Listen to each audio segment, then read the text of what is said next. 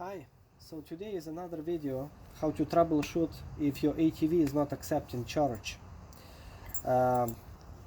If you plugged in your charger into the ATV and it's never switches to the red charging mode, it can be a problem with the ATV or with your charger. So start with the charger.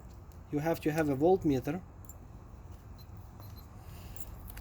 and you would have to test it at the round socket number 1 and number 3. There is a number 2 in the middle, but it's not connected to nothing. So with your voltmeter, insert into the hole number 1 and number 3. And as we can see on my charger, is working perfectly. 41 volt, which is good. If you would have a Q model, like I'm gonna show you on a Q model right here, there is another charger with a Q model. We're gonna have 51 volt probably. Yeah, 55 volt. That's on the Q model. It's a bigger ATV with an extra battery. But for the X model, for this particular machine that we have, your charger is supposed to give output of 42 volts. Okay, so after you test it and you know that your charger is okay and you plugged it in, making squeaking noise, but it's still not switching to the red charging mode. So you would want to open the zipper and inspect all of the wires inside of the battery terminal if all of them are tight. In my case it's all tight, so I'm just showing you as an example how to fix that. So it can be as simple as a fuse. I removed the fuse on my ATV just to show you that because of the simple fuse it can be a problem. Now you see my charger is a red charging mode, so now everything's okay. But it's not always like that. It's not always as simple as fuse, of course. It can be a problem with the actual red fuse box. After you install the fuse and it's still not switching to the red, you have to inspect this red fuse box wire for continuity. So I have a separate wire to show you how to do the continuity test on this piece, because from the outside it can look like it's okay, everything is fine, but from the inside it's defective or it's melted and it's not visible. So if you have a voltmeter, you have to put on the ohms, and my voltmeter has a sound option. So you want to connect one end, like we're going to test a red wire first, one end into the red wire and another end, and so it's passing power, it's making beeping noise. So same we'll do with the black wire. If it's going to make beeping noise, that it's passing power.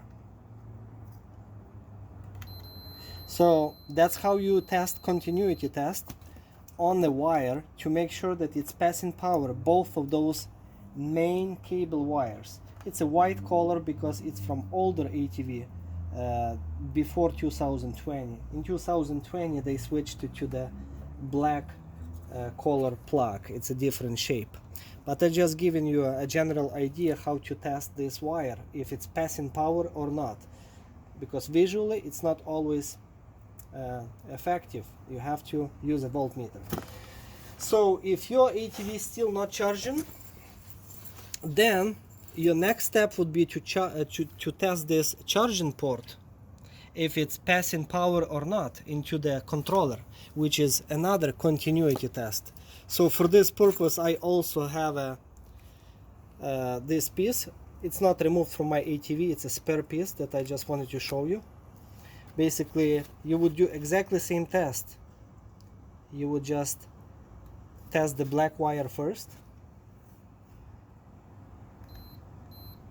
So yes, it's passing power, and the same with the red wire, and we're going to touch it if it's passing power from the in and out. So yes, it's passing power. So now we know that the charging port is good also, and this charging port is actually plugged in into the main controller, which is underneath of this plastic, which is right here. It doesn't matter the shape of the controller. So all this, when this charging port is plugged in into the charge port, which is right here. So let's see how it's going to happen. I'm plugging it in. I'm unplugging my battery right now, that you see it's unplugged. Okay, and see, this is totally separate controller. It's not connected to the ATV. All it's doing is just passing power into the battery directly. Your ATV or your controller does not have to be connected to that. So when we're going to plug into the ATV, as you can see, all I have connected just the main wire to the battery and the charging port. And let's see what's gonna happen. And we have a red charging mode, so it's passing. So this controller is passing power through to the battery. So everything is good. But in some cases, like if you have a problem that it's not passing and your machine is driving perfectly, it's just not passing power through the controller. So it could be that this particular charging port wire is probably broken inside of the box, and that's why it's not passing power. And you will never be able to charge your battery except soldering these two wires directly into the batteries, as I showed in the previous videos. So you can solder it directly, these two wires, into the black to black and red to red, into those wires, and you can charge it up. Or Rosso motors, they have available those extension pieces. Now you don't have to do any soldering. You can just buy this extension piece from their website and plug in directly into your battery. So you're going to avoid plugging through this controller if this is your problem. If your machine drives perfectly, it's just not charging, but you tested the controller and you tested the port, everything seems to be fine, but most likely that this wire is broken inside, then you can just buy this extension, plug in directly, and plug your charger. And it's going to do exactly the same job as plugging your charger through the ATV and through the controller, you see? So all you need, just this extension piece. And this extension piece is pretty convenient if you're going to remove your battery for the winter time. Then you don't have to take this complete ATV inside of the building. You can leave it outside during the winter. You can just cover it with a tarp or something. But you want to save your batteries from low temperatures in winter time. So, but you need to recharge them once a month to maintain the battery level. How are you going to recharge them without having an ATV? So when you will remove the battery pack, with this extension you can recharge it inside of your house. And this extension also good for people who has another spare battery that going for camping, or they don't want to wait until it's going to be charged while your kid is riding the ATV.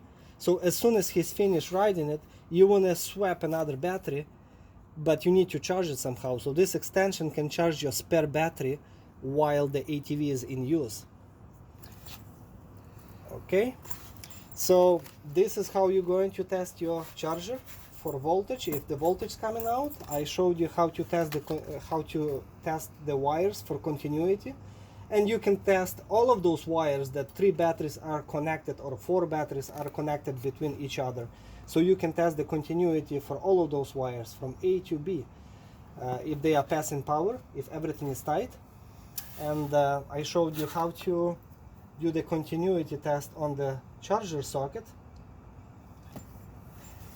So I hope it was clear for you how to do this procedure. Thank you.